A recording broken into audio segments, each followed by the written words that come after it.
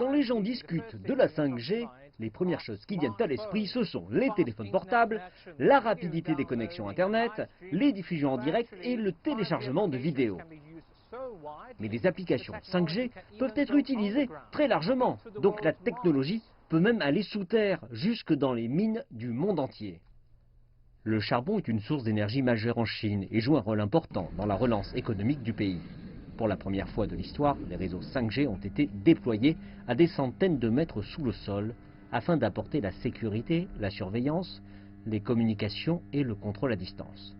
Le déploiement de la 5G de China Unicom au sein de la mine de la tour de Pangpang à Hozhou, dans la province du Shanxi, constitue le premier réseau 5G de Chine dans une mine de charbon. En juin, le réseau 5G de China Unicom a été mis en service ici, s'étendant sur plus de 100 km dans notre mine. C'est une avancée historique pour l'application commerciale de la 5G. Ainsi, nos réseaux peuvent tout faire, dont les appels vidéo, la surveillance environnementale, la transmission des données, ainsi que le contrôle à distance des équipements. Désormais, notre mine est sûre et intelligente.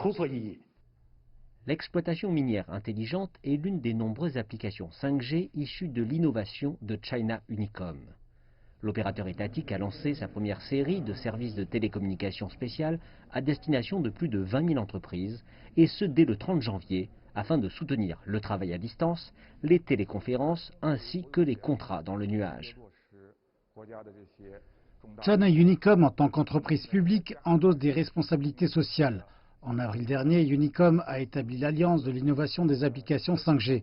Jusqu'à présent, nous avons attiré plus de 800 entreprises membres des secteurs de la manufacture, du transport, de l'éducation, des médias, des secteurs médical et culturels. Nous avons travaillé dur pour soutenir ces entreprises et permettre une reprise de l'activité suite à la pandémie.